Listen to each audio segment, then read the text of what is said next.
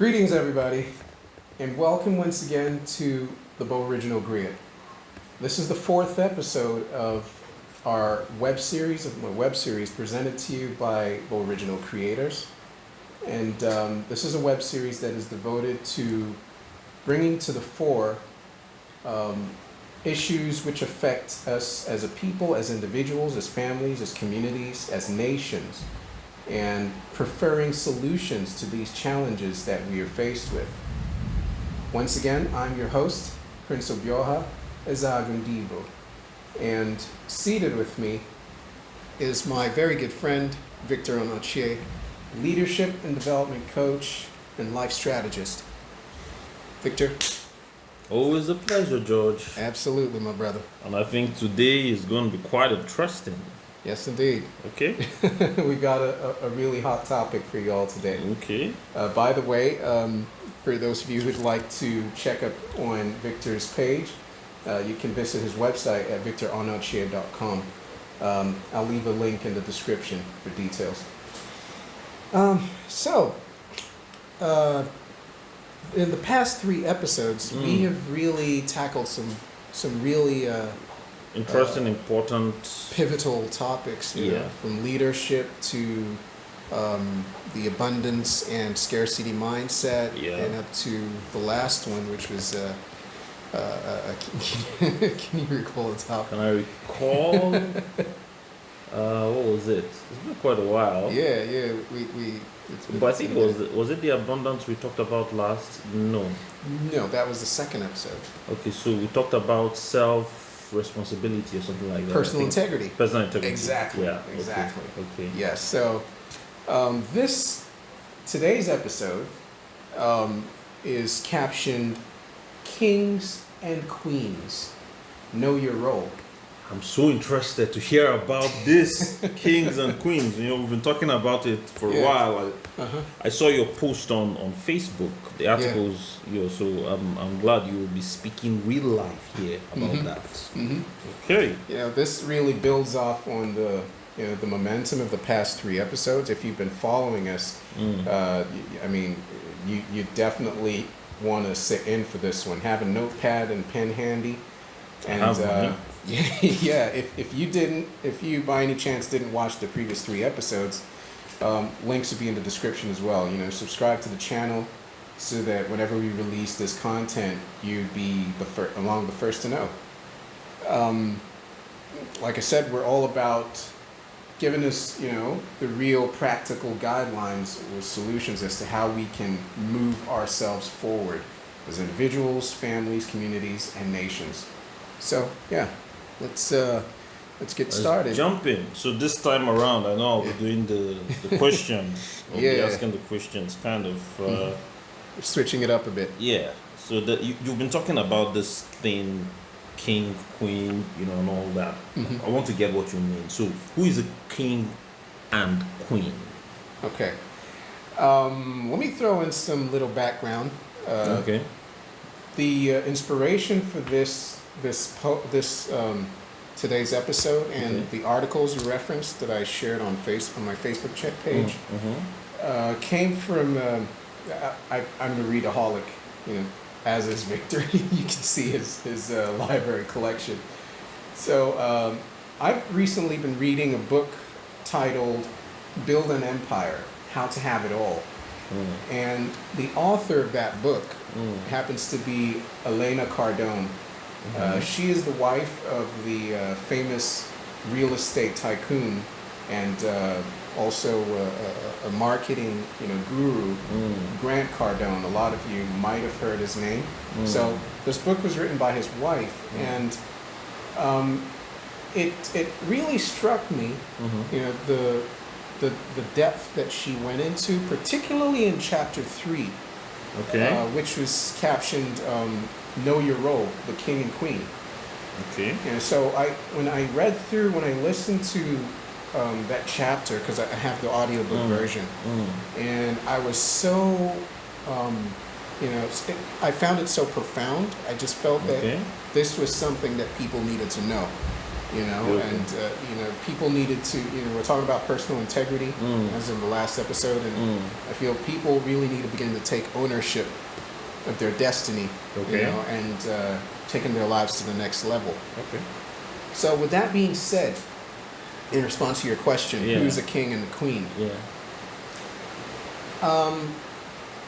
Let me sum it up as this way: a king, you know, it's one thing to be a man and a woman. But a king and a queen is a whole new level. Okay. You know, it's not just about glitz and glamour. It's not just about living in palaces and having so many people at your beck and call. There's a lot more to being a king and queen. It's a mindset. Okay. You know, and I feel that a king and a queen are people who take responsibility. Interesting. You know, they're Okay. people who choose to go the extra mile, Okay. where others would actually go and stop or give up. Kings and queens don't stop there. They go the extra mile. And usually the reason for that is because they have a vision. You know, still talking about that vision we spoke of in Yeah. the first episode. Yeah. You know, they have something of great value that they want to give to the world, you know, to their community, to their family. Okay. And Okay. so they go all in, Okay. you know. Okay. They put their whole effort, their resources, their IQ Yeah. towards achieving that goal. And they, along the way, inspire others to, you know, Okay. subscribe to that same abundance mindset. Okay. So this is interesting because Yeah. someone who probably saw this from just what it looked like, what is a king and a queen.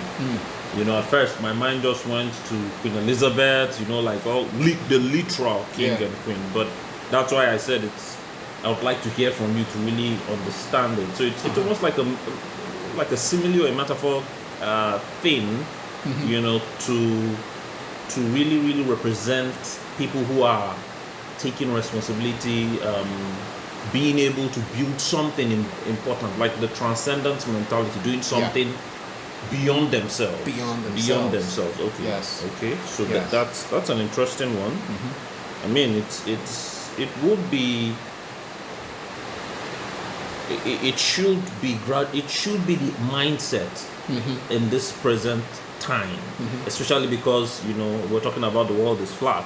Yeah. The fact that it's a global community, and we see that those who are able to find meaning and satisfaction and fulfillment and everything and abundance are really those who have taken some sort of responsibility Yes. to build something even beyond themselves. Correct.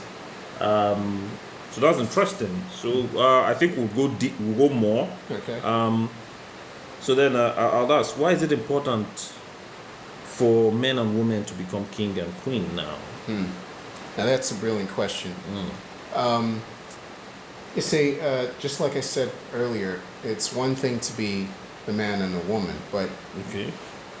you find that, just like you rightly said, there are those who go the extra mile, those who take that extra step or steps compared to their peers. And at the end of the day, it's usually people of that very, you know, that character who are leading Society. you know, society. Yeah. No matter where you look on Yeah. planet Earth. Yeah. You know, so it's important, especially when you look at our part of the world. We're in Nigeria. We're in Abuja, Nigeria, right now, Yeah. and you see that there are so many challenges that we as a people are faced with. Of course. In previous discussions, I had mentioned this a misconception of the rules of engagement between the leadership and the people who are being led. Yeah. Now, if you can remember, I said that the ultimate purpose of the government is to create an enabling environment in which the people, the citizenry, can actually thrive, create solutions by themselves for their problems, and solve those problems. You know. Yeah, So I remember you talked about that. yeah, but the problem you find is that people are just basically sitting arms fold, waiting for the government to come to the rescue. Is actually taking advantage of that. Exactly. To keep on telling them, we will do this for you, we'll do this for you, just to keep them. Nothing's going to happen that way. Yeah. Because at the end of the day, we are the authors and finishers of our fate. Well, like that. So, as men and women, if we are going to make a difference in this life, we're going to have to step up. We're going to have to really take things to a whole new level. Okay. Grant Cardone talks about 10xing our mindset. Yeah, so the book 10x. Yeah, 10x. Yeah. He talks about 10xing your mindset. If your goal is to hit, in monetary terms, maybe $1 million naira by the next multiplied by 10. And what we're talking about here in terms of, empire building or becoming a king and queen, it's not just about the money. It's not just about having more money. I mean, if it's money, there's money all over the place. But what is it actually achieving? Yeah, the legacy and the contribution. What's the legacy and contribution? You go around the country, okay, where I'm from. Yeah. I'm in Ndi-GBO, in Imo State. And so many other communities like that around Igbo land. We've got billionaires by, the hundreds. Okay. But what is the impact of all that wealth? Is it being felt? Is it, I mean, it's not enough to just see convoys of bulletproof cars rolling into the village every Christmas or during, cultural festivals. It's not enough to just have palaces, sprawl around the countryside. It's not enough. But what really what impact are you making? What value are you adding to people's lives? King, that's where the king and queen mindset comes in, because that's an abundance mindset. Definitely. It's one thing to be a billionaire, but you can be a billionaire and still not have an abundance mindset. Why do I say this? Okay, I'd like to hear this. Yeah, because it's just like I was saying. I mean, you have billionaires who feel, okay, if I fix up this road in the community, everybody else is going to be enjoying it, and they didn't contribute a dime to it. That's a scarcity mindset right there. That's a scarcity mindset, because if you decided to make such an investment, fix up the road in your community. Okay. Now, the spiral effect is going to be felt far and wide. For one, the market women, the farmers in that community, who hitherto had to struggle and under much difficulty to get their produce from the farm to the markets and all whatnot. Yeah, it would be better, easier. Yeah, it's going to be easier for them. You're going to create a lot more prosperity within that community. It's different, I've heard some well-to-do persons from my community. One in particular, I'm not going to call any names, but he made a comment one time. He said that one doesn't make money and start, dishing it out to relatives and all whatnot. But that's not how to make wealth. Okay. Good and fine. It's not even advisable to give out free lunches. I don't subscribe to that. But when you make such an investment in the infrastructure, social responsibility. Social responsibility. If, for instance, a farmer had to spend so amount of money just to get his goods from the farm to the market because of the poor condition of the roads. Now, fast forward, the road has been fixed. Okay. Perhaps the transportation cost to that farmer is going to be sliced down by, say, 70%. Okay. That's more money in his pocket, more money for other things. He can add to what he may be paying for his children, go to school, things of that nature. And you see that just that little gesture that you've made is having such an impact. An impact in society. On the lives of people. Yeah, so the person is contributing, maybe in the entrepreneurial aspect, but also in the social aspect to enable the evolution of society too. Exactly. Okay. If you've read the book, The Richest Man in Babylon, there's a quote, I think it's just before the preface, before chapter 1. Okay. I love that quote so much. I can't remember it exactly, but it goes something like this. Okay, paraphrase. The prosperity of a nation is dependent on the prosperity of each individual. That's true. That's true. You know? That's true. So it's a responsibility for the society to really prosper. Yes. And the prospering societies are those who have been able to understand each other's role, the government, the people. But if the government is not being able to get the people to understand their own responsibility or is taking advantage of them, it's going to be a long struggle because I mean, I'm looking at countries like Singapore, I'm looking at the United Arab Emirates, I'm looking at what the United States, you know, being the land of the free, what they were able to do, you know, when they had those titans who, if not to today, they have I think it's been a thing with them from the era of the, let's even go to from the era of both the Carnegies. The Carnegies. But then we realized that before those guys got the enabling environment, we had from George Washington, Benjamin Franklin, Thomas Jefferson, Alexander Hamilton, you know, these guys who paved the way to ensure that society created that environment where people can thrive, you know, pursue whatever they want to pursue. So the government always knew that they were more like an umpire, not trying to. That's the word. They took that role, and then you came to the place where we now started having the John D. Rockefeller, Andrew Carnegie, quite a whole lot of them, Henry Ford, Thomas Edison, you know. Then we started coming down to the present where we now started having Buffett, Gates, Jobs. Now we have Bezos, Zuckerberg, and all that. And at the end of the day, when you look at what they have done, for instance, the wealth that Amazon has been able to enable, that means by building Amazon, other people have built business on Amazon. Precisely. The same thing with Facebook. It's the trickle-down effect. It's a trickle-down effect. So it's quite interesting what you're saying. You look at even Microsoft. I mean, I've used it. Who is not using Microsoft? You know, it's the Apple. So their entrepreneurial vision we're creating. So they kind of merged their business in such a way that it has helped other people to thrive. Correct. And they don't stop there.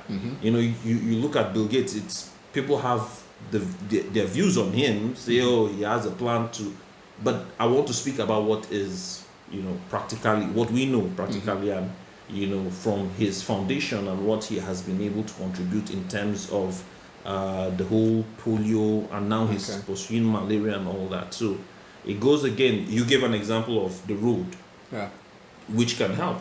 And he came and realized that, okay, I'm trying to put a computer on every desk. But when he came around and saw people dying of different diseases, like, okay, these people won't be able to even use this computer. So let me focus on this one, which he has now done, and which has allowed us, you know, sometimes we don't even look at how far back the issue of HIV, AIDS, polio, a whole lot of things were a major issue in Africa. But now, we now have that enabling kind of, because imagine if a mother had to be dealing constantly with a child who had polio and all that. Right. It will hinder her ability to pursue other things. So I think what you're saying is really, really huge. Indeed, yeah. It is. Now, you now, because we're talking about marriage, for instance. So why and how does marriage play its role in this whole empire thing which you have talked about? Yeah. Now, that's also very it's a very pivotal angle to this topic. Okay. You see, marriage, right? When you come to our part of the world, I always use here as a reference because Africa as a whole is far behind its fullest potential. I agree. Right. I agree. And when we look further back through the lens of time, you know, to the era when Africa was essentially the center of all world affairs, you know, because ours was a world-spanning global empire. Yeah. So, Egypt, yeah.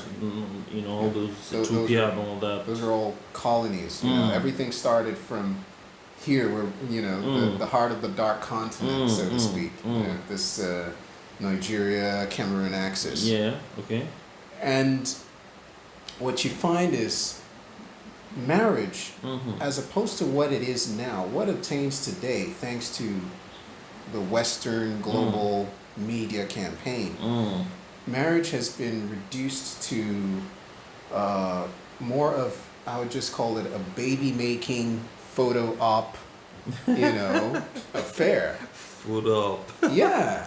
Okay. For real. It's like everything is, you know, they keep talking about this mantra, love, love, love, love. But even though it's become such a marketed word, how many people actually understand what it is? Yeah. You see? So, marriage is far deeper than that. It's become a social contract kind of thing. Yes. Yeah. But it wasn't meant to be that way originally. Marriage is an empire building institution from my observation and research. Okay. You know? And the you know, your question was why and how is marriage and why is it an empire building institution? I say it is because look at all the great families. You know, essentially, this world has been run by families from the earliest time. When you talk about royalty, what's royalty? Royalty are just families that are comprised of persons, men and women, who've gone the extra mile, who do what the average man or woman is not willing to do. They make sacrifices that the common man, for lack of a better word, or the average man, is not willing to make. Okay. You know, that's really what sets royalty or royal families apart from every other family out there. Okay. You know, these are the visionaries. Okay. You know, these are the ones who are willing to think what others wouldn't dare to think. You know, it boils down to that leadership thing.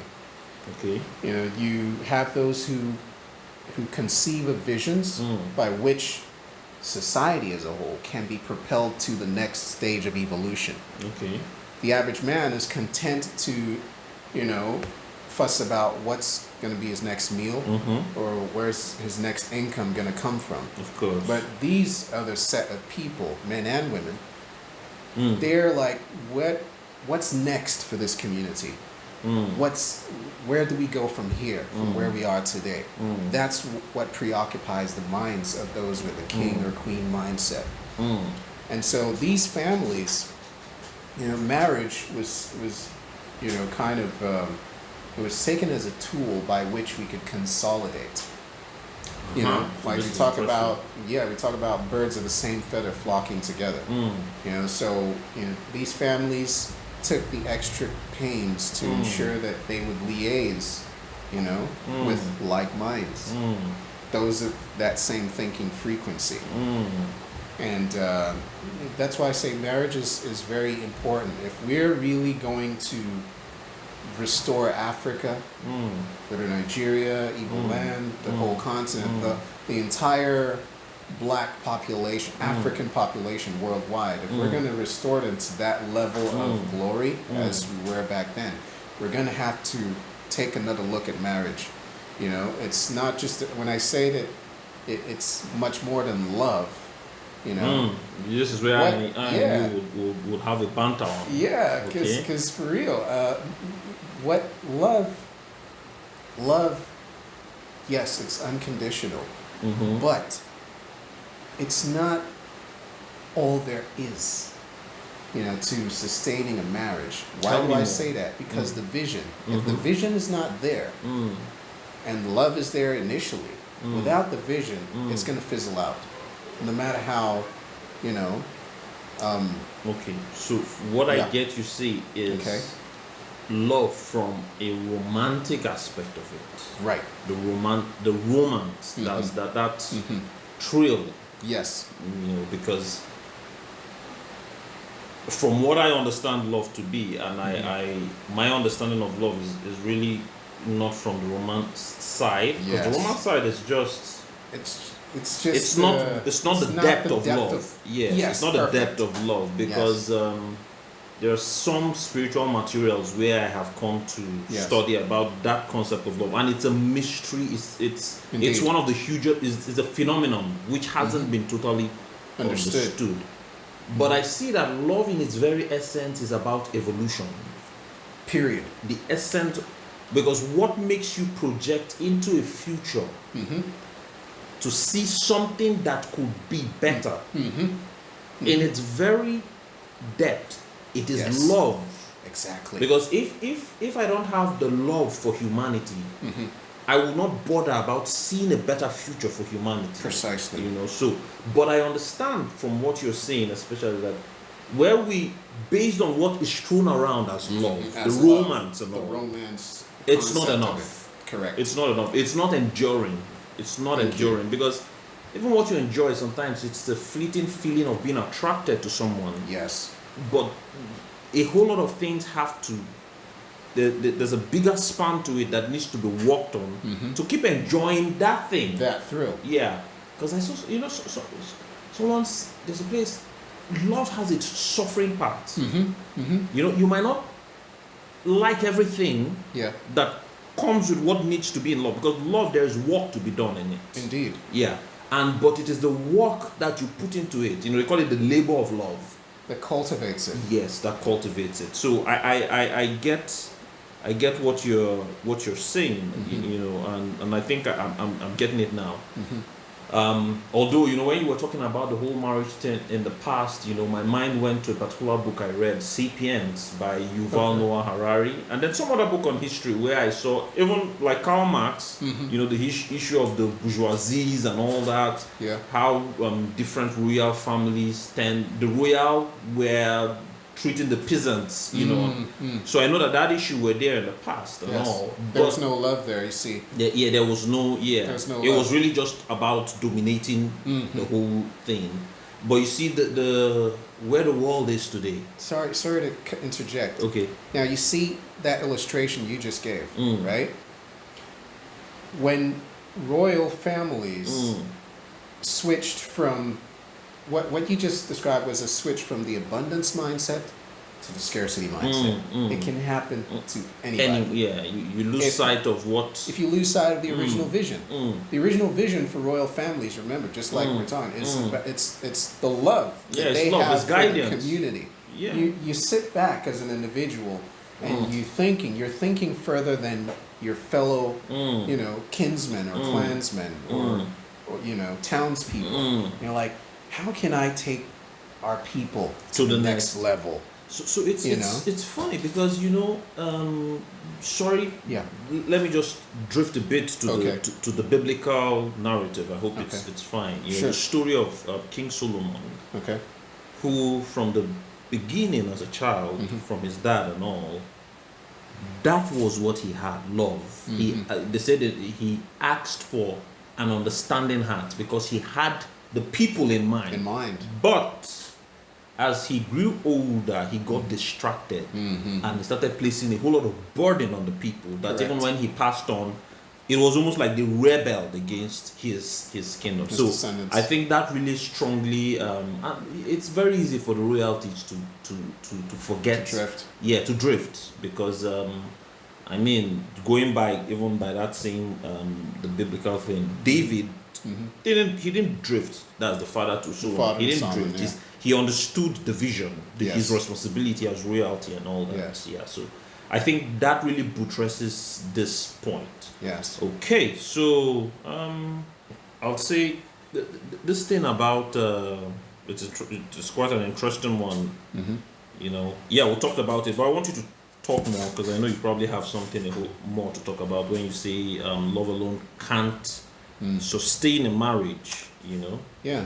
Just like you shed some more light and perspective on that. The fact that like I was saying initially, Yeah.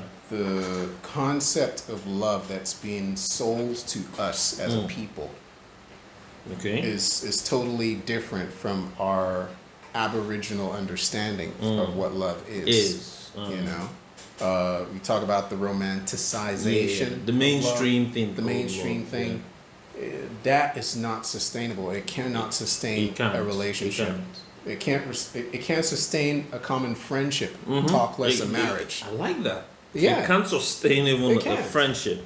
It can't. That's the reality. Yeah. You know, and like I said, and like we've been saying, in terms of leadership and royalty, kings, queens, them having that desire to better not just themselves and their families, but the community at large, the nation at large, the world at large. That stems from love. That's the real love. The real love. You know, the love of your fellow man. Because for you to have such a vision, it shows that one concern, you've been able to understand within yourself that everyone out there is an extension of you. Huge. Yeah. Because you talk about love your neighbor as yourself, as a Christ would. In the Bible, and that you can't love anyone unless you love yourself. And if you understand that everyone out there is an extension of you, then obviously you're going to extend the same amount of love you give yourself to everyone else. That's just how it works. You know, it's powerful that even the entrepreneurs think this way. Yes. I don't know where the thing is where we don't seem to get this thinking, because reading Steve Jobs, and he was talking about how the not the iPhone but the iPod, okay, you know, how it came into be. He thought about what he would want instead of carrying the big whole cassette, but he said, I just came and thought about my friends and me who loved music and know that I wanted to have a whole lot more. So it's like he projected himself to everybody, thinking about other people. I'm like, okay, if this means something to him, others too will have the same need. Will have the same need. That, in essence, is love. Yes. And with that, he went to work, and the iPod became, a huge success. Exactly. Even looking at Bezos when he started Amazon. The issue of the books, and he just saw that gap. He saw that gap. He also saw the power of books. Yes. And he started that. It looked like as if he was crazy. I remember his boss having that discussion, like, dude, what are you doing? You have a success. Now this is it. He had a successful job in the financial industry, the whole, but he saw that this was an opportunity to do something important. Yeah. Of which he scaled it beyond books now, That's which is now like an everything store and all. But what am I saying?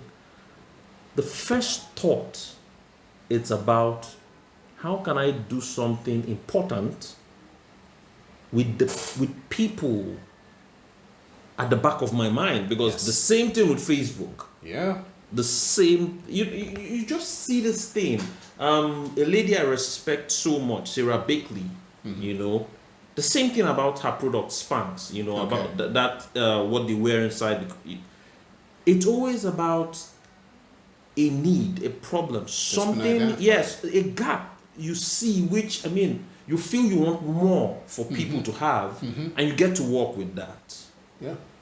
And in working on that, you create something. And in there, the whole issue of the wealth, the empire, all those things come into be. Correct. But if you are just thinking of yourself and how you would grab and how you'll be able to display all your trinkets and all that, because none of this top guys, they're not really concerned about those things. So it's quite an interesting thing that it's buttressed the issue of this thing called love, the mainstream, and what it really is. And you said something very powerful.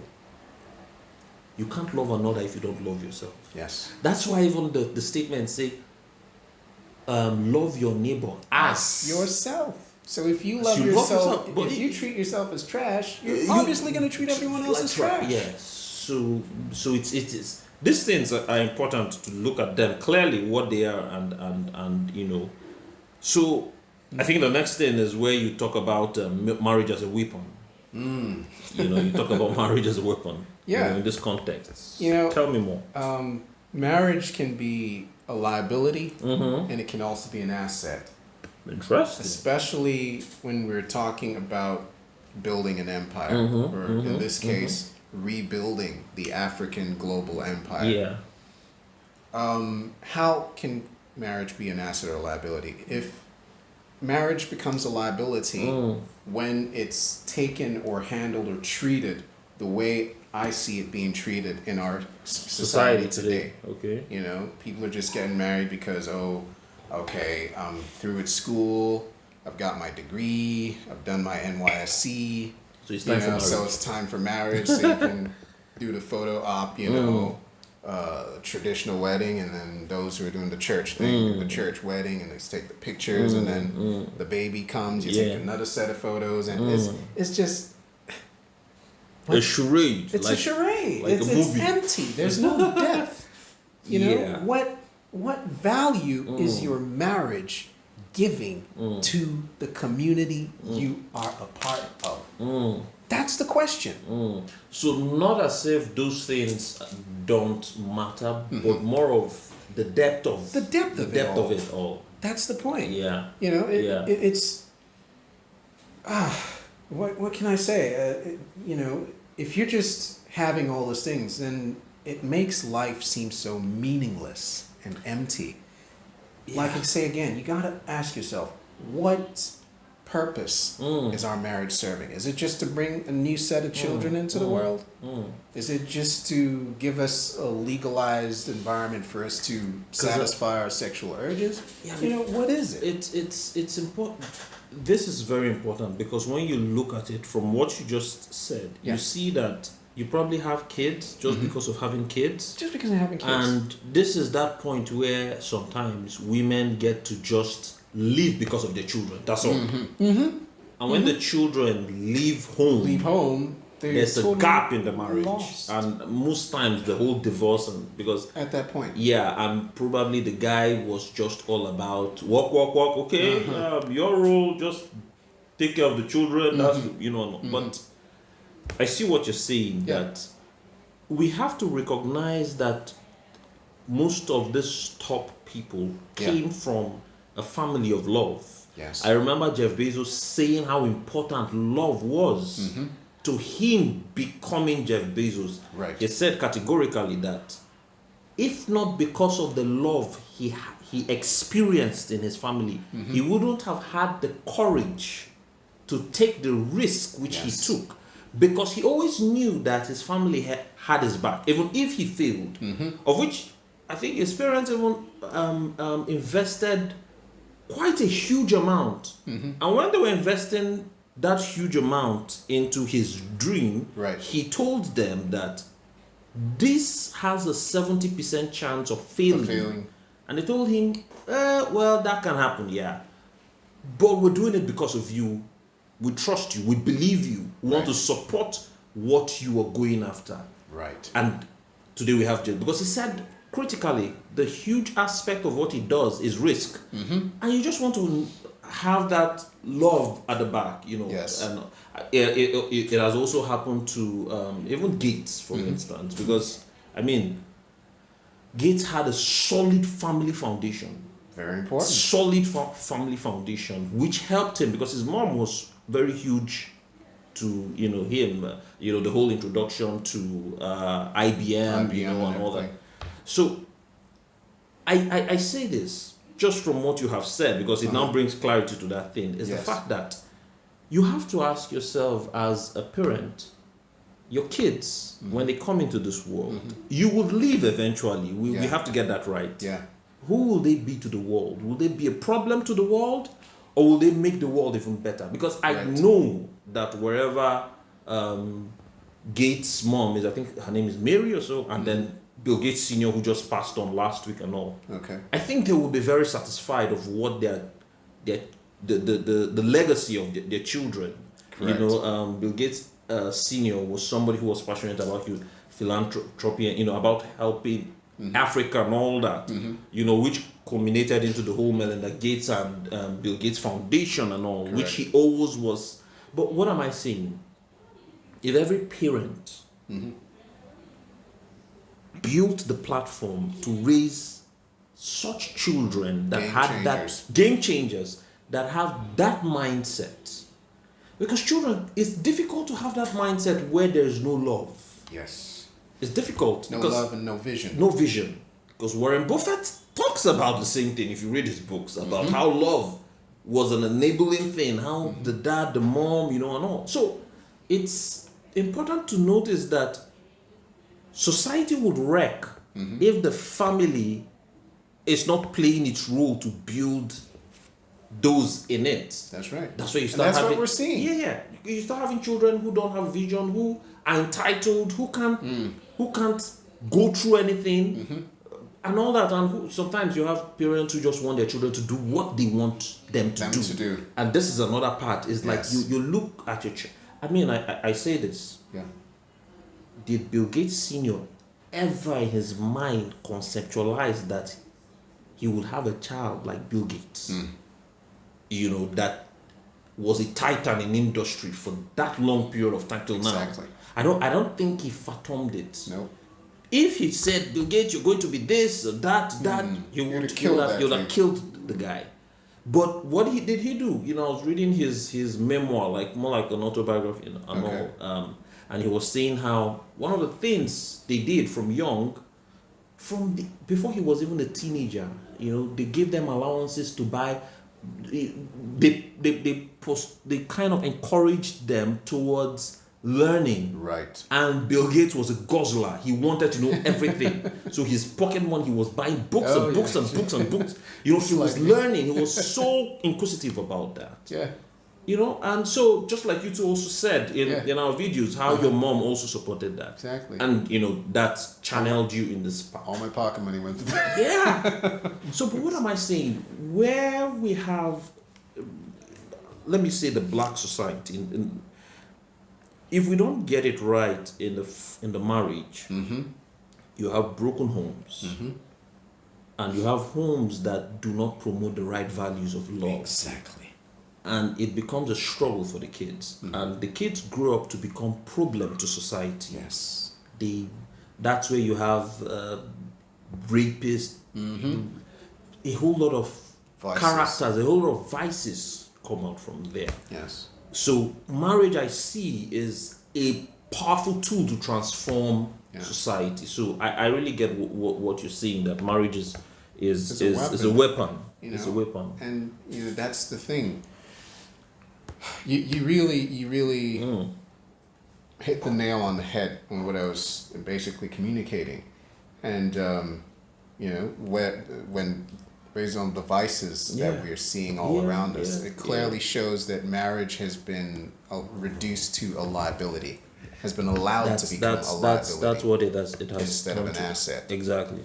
For marriage to be an asset, like I said, birds of the same feather flock together. Those with the foresight, those with the vision, those with the love, the real love. The real love. They seek each other out. That's true. And look, people who are complaining or finger pointing at the likes of Gates and all whatnot, the Rockefellers, the Rothschilds, and what they are doing or not doing to send the whole world to hell. I try to understand that. The bottom line is this: if you don't like what they are doing, what are you doing about it? True. Yeah. If you feel that someone is shoving a narrative down your throat and you feel it's not palatable, who asked you to keep, just sit there with your hands folded and allow them to keep shoving it down? Do something about it. How can you do something about it? Invest yourself. Key, because that's what they Invest did. in your relationships. That's That's what they all exactly did. what That's they what did. they all did. The That's what they all did. Rothschilds, it's a family. It's not a government. Yeah, it's a family. Those who run the world today are not governments. It's not corporations. It's families. I agree. You know? Families, the Rothschilds control virtually every central bank on earth, including Nigeria's CBN. Okay. That's just a family, you know? Men and women together, working together with a common vision. The Morgans, the JP Morgans, Morgan, and all of you know, that. all these families. So if you know this, then it automatically puts the onus on us to look at Personal the way responsibility. our families are structured. Yeah. How are we running our families? What kind of vision, what kind of message are we inculcating in ourselves, in our relatives, in our spouses, in our children? Because that's what it boils down to. You know, at the end of the day, you look at, you know, well, there's the whole conspiracy theory on Gates and all these guys. I am grateful for Gates. Yeah. I'm grateful for these guys. Because, you know, one of the key things the Christ talks about he says, the greatest among you will be he who serves. Of course. If you're not serving, if you're Because not giving these guys are value, serving in skill. yes. Yes, they're not just serving their town. They have put their life to create things to help society evolve. Right. So, I mean, they will always be the people we look up to call on and all that. What did they say? My mom always says, the hand that gives is on top. Yeah, it's always on top. It's always on top. always you on know, top. and that's what Christ even said, give and it shall be Yeah. given back to you. And you see the thing about that statement the Christ says, give and it shall be given back to you. Yeah. It's not just give money. Give you. Give you. Give you. Give your essence. How can you bring your creative ingenuity? essence, your Yes. love, your- If you can do that, it will be given back to you. Will. Yeah. So it's a very interesting thing. So we'll move to you know, another one. You talked about this issue of the queen and all. You know, how important is the queen in the grand scheme of things in this setup? Yeah. Very, very pivotal as well. You know, in the game of chess, the most powerful piece is the queen. Yep. And Once it goes down, the game is over. oh yeah. You know, she is the most versatile piece on the chessboard. She's protected by everyone else. And when everyone else fails, she still has the wherewithal to turn Very the tide. powerful. You know? Powerful. In our patriarchal world, that essence of the queen tends to be downplayed a lot. Okay. And it's to our disadvantage, you know? Because I always like to see the queen as the ace up the king's sleeve. You know? That card that once he pulls it out, checkmate. That's true. Well, that's how it is on the game. Yeah. That's like the strongest. The strongest card. Yeah. And so it's very important. You were saying something before we started recording that I really found profound. And, you know, that the woman or the queen is essentially the outward manifestation of the king's essence. You know? You were saying that the man or the king, a man with a king's mindset, treats or grooms The bridegroom. Yeah, the he's the bride, bridegroom. and he is the bride's groom. That's right. Yeah. You know, and he grooms his queen. He kind of like he Tends her. Tends Just like to her. a gardener tends his garden. What's the word? Husband. What's a Husband. Yeah. Husbandry. Yeah. You know, he's tending to his garden to let it help it shine, Blossom. Yeah. blossom Yeah. to its full potential, Yeah. her full potential. Yeah. You know, because after all, it is the garden that feeds him. Of course. It is the garden that heals him.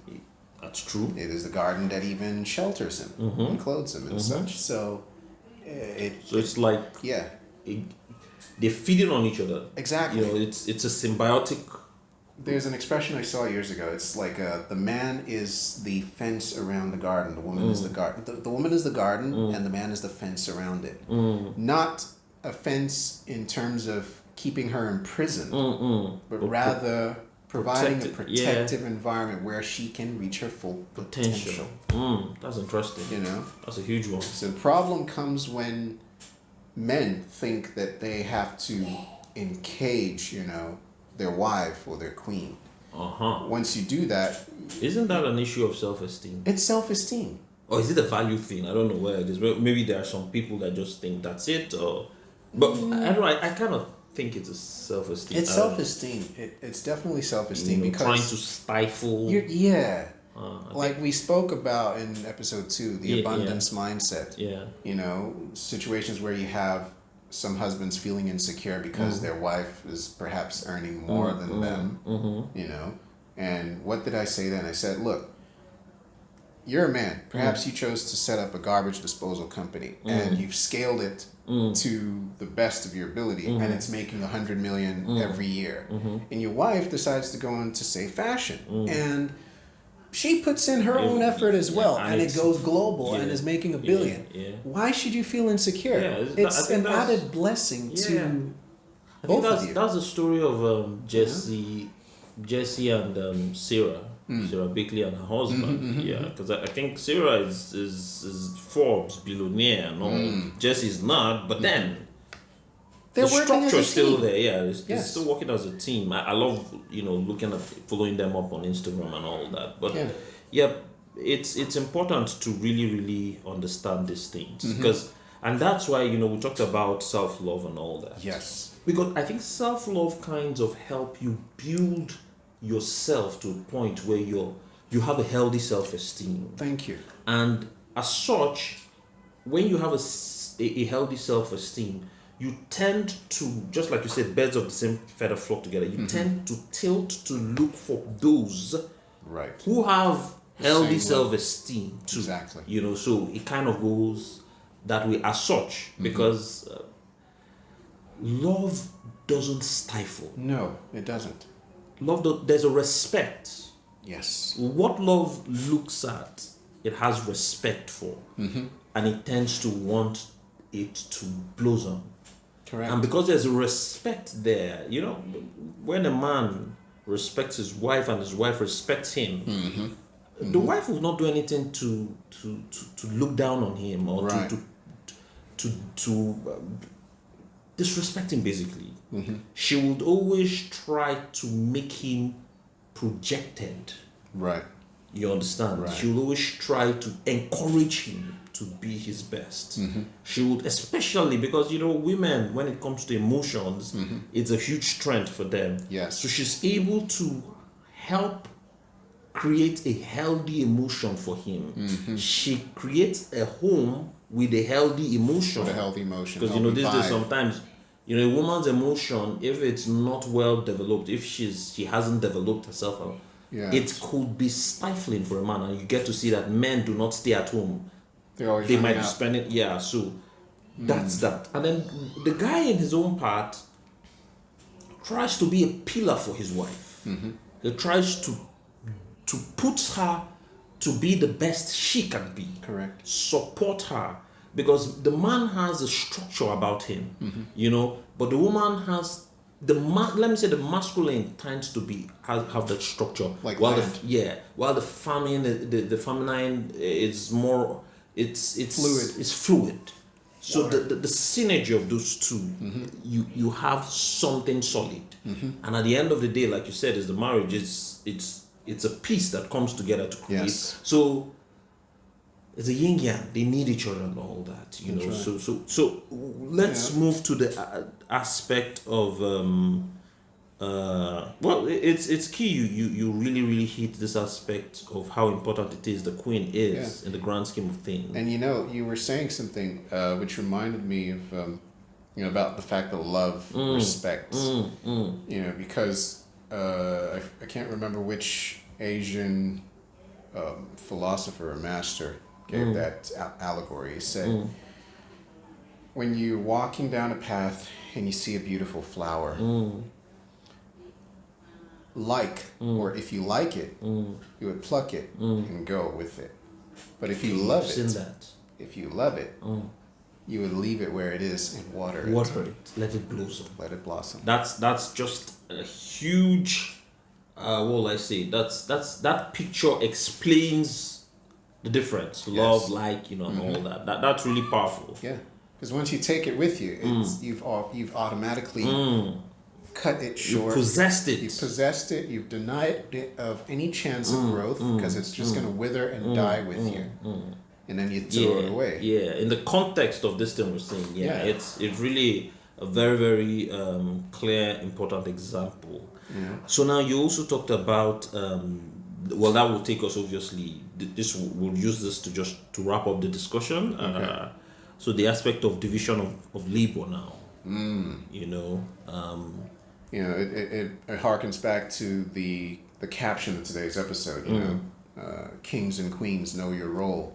Yeah, that's the for any successful, for any venture to be successful, whether it's business, whether it's marriage, there's got to be a clear delineation of roles that the different parties involved are going to be playing. So, like in the book Build an Empire by Elena Cardone, she clearly stated there that she and her husband Grant, they literally sat down, pen and pad, and said, okay, what's your strength? You're good at this, I'm good at this. So they write it all down. So they know, okay, you're in charge of this department. So if anything's going wrong in that area, we know it's you. But when there's no clear understanding, mutual understanding between the parties as to who does what, confusion ensues. Yeah. Who's leading? This is quite very interesting. Yeah. So it's very important. They say too many cooks spoil the broth. Definitely. Yeah. So when you know that this is your field,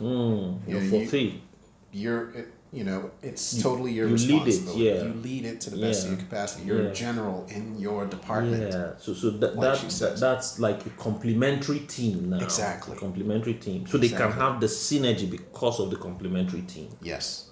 So it's very important that there is clear division of labor. And, with that, for that to work, there's got to be that mutual respect. It has to be. And understanding. You see, as she narrates it in that chapter 3, you see that there is a clear understanding and appreciation that no role is of greater value than the other one. They're all important. They're all important. Yeah.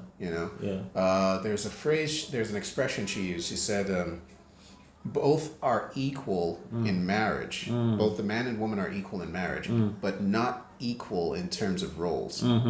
Right? Because obviously you play based on your strengths.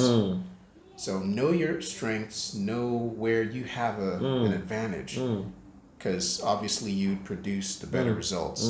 And when all the better results are compiled, the marriage is moving forward. Yeah. So it's important that we understand that. And harking back again to the role of the queen in the whole scheme of things. The queen has like in the game of chess, that versatility. She's not all the attention might be on her, yes, but okay, let me take it back a bit. In the old times, this is really old, the women were really the glue or the foundation of the communities, of the families. The women held things together. The men, just like that allegory of the fence of the garden, they provided that structure, for that community or family. So they would protect it, guard it, they would tend to it and all that, while the women handled the actual business of raising the new generation, the education, the herbal teachings, everything. The women were basically at the core of those activities. Okay. So the actual civilization was really in the hands of the women. Men obviously had their roles. Because they passed their own knowledge of their own roles to the young kids ones as well. So that understanding is there. The woman is, she works behind the scenes most times, and in so doing, In so doing, it gives, like I said, the king a kind of an ace up his sleeves. Where both of you have chosen each other, you've seen your strengths, and you have that mutual understanding. You find that she can help you reach to areas where you can't. And she can maneuver where you, the king, can't. You find that when you study ancient kingdoms like Mongolia, I've read into the stories of Kublai Khan, Genghis Khan, and such, and you find that the king sometimes becomes hobbled because of politics, or various engagements or obligations or rules even. And in such situations, he relies on the queen to make some maneuvers behind the scenes, because the attention is not really on her. He's like, for lack of a better expression, a ceremonial figurehead. So the king is there, everybody, both those who are for and against the reign or administration. The queen is all the always attention is on him. Yeah, the queen strategizes. But she's behind there, making those connections, striking those deals that will benefit not just herself and the king, but the kingdom as a whole. So that's very important, and that can't work if the king is the kind who wants to stifle the queen. If you stifle the queen, you stifled yourself. The queen can just get you off and get another king. I think most times the queen, in those old stories and all, there tends to be that thing that the queen can just create one strategy and the king is off and another guy. I really have enjoyed this, and it's important, being able to discuss this thing, because when somebody just looks at it, king and queen and empire and all, it's looking like pop words out there and all that. But I loved how we've been able to just go into them, and you've been able to break these things down, because even when when we talked about 2 weeks ago, where it's like, okay, king, queen, empire and all, I said, I would like to have this discussion, let me get it clear. And even till I think even as at Saturday or so, I called, we had that discussion and all that. And then today we also had it too. I'm happy we've had this. For real. And it's been an enlightening session. So I think at this point I'll hand it over back to you and tell you, well done. It's always a pleasure. Thank you. It's always brother. a pleasure. Yeah. It's really edifying and enlightening. When we hash at these things on our own, we might get to a certain point, but once we actually see what happens, the synergy that happens when two minds come together. And when we put it out there as well in the public fora, and people get to actually digest that information and share it with others, you get something positive going. So, really, this has been an awesome episode for us, and we're hoping that y'all really enjoyed this as much as we have. I enjoyed it quite. Kings and queens, there's a lot more to being a king and queen than just riding around in luxury limousines and having people serving you tea when you want. Those things are nice to have, good and fine, but there's a lot more to it. Being a king and a queen is a mindset, it's a lifestyle, and it's a lifestyle of giving value. Service, and service to the world around you. If you're not giving value, if you are not providing solutions, if you are not enriching the lives of others around you, empowering people, enlightening people, emancipating people through the service, the value that you give, then you're not a king, you're not a queen. You're just one of the bunch. Yeah, one of the bunch. For real. I mean, we've got to really step up our mindset, embrace that abundance mindset. Only kings and queens have it anyway. So if you want to step up to that level, then you got to stop thinking in a myopic manner. Yes, we talk about focusing on developing ourselves as individuals, but there's a clear line to be drawn between I value myself, I love myself, that self-love and self-esteem. There's a clear line between that and the extreme of me, myself, and narcissism. Narcissism. Because you know? the real reason to love yourself is so that you can give more of yourself. It's not for you to put yourself hoard in it. no. You love those who give more of themselves, those who are able to impact on all. They first have to love themselves. Precisely. Because what it has taken you to build the knowledge you had is because you loved yourself well enough to go forward to understand certain things. Now, as much as you have done to understand that, you're sharing it. You're not keeping it to yourself. Exactly. And all. So there has to be that understanding that it's not about me to dominate people. No, it's that you want to be able to transcend yourself. Correct. For others. Correct. That's how if you go into the leadership aspect, if you go into the business, and that's how it all has been. You go from John D. Rockefeller, all these guys, Gates and all. You go into Mahatma Gandhi, Mandela, Luther King, Lincoln, all has been about loving themselves. Yes. And giving out. It can't. If it's not that, it's not love. Precisely. It's an ego issue. Yes. An undeveloped ego issue, which is leading to narcissism and unhealthy self-esteem. Yes. Yes. That's pretty much sums it all up. Yeah. So let's adopt that abundance mindset. Let's adopt that king queen mindset. Let's begin to give more of ourselves.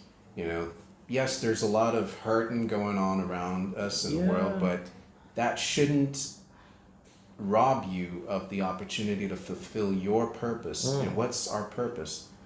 We all have a common purpose, and that's to spread love. Yeah. To build, to create. To make the human experience better. Exactly. Evolution. To make the human experience. How do we contribute to our experience? Just like you said, there are a lot of heart and all. It's a pointer to even help you clarify your purpose. Yeah. Because in the heart, we have a role to evolve it, to heal it. Yes. So that's a pointer to purpose. That's right. Thank you all once again for joining us on today's episode. This has been episode 4 of the GBOriginal Griot. And today's episode is captioned Kings and Queens, Know Your Role. And the GBOriginal Griot is a web series presented by GBOriginal creators. I am your host, Prince Obioha Ezagun Ndi-GBO. And with me has been my wonderful colleague, Victor Anachier. Always a pleasure. Leadership coach and life strategist. Check out the link in the description for details of his website. And this has been a wonderful time sharing with you all.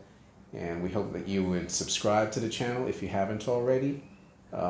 Give it a like, share your comments, your thoughts, and let us know what you think about all that's been discussed today. Yeah, we'll definitely need the feedback. Absolutely. And don't forget to share it with your friends, colleagues, and let's get the discussion going. This is something that we all really need to imbibe and understand so that we can begin to see that positive domino effect, that transformation going on all around us. It's one thing to talk about it, but when we get everyone on the same page, on the same vibration, then we can start to see the transformation that we want happening everywhere. So thank you all so much, and y'all have a great one. We're signing out. Yep. Peace out. Peace out. Thank you, Brinley. Awesome. Excellent. Awesome.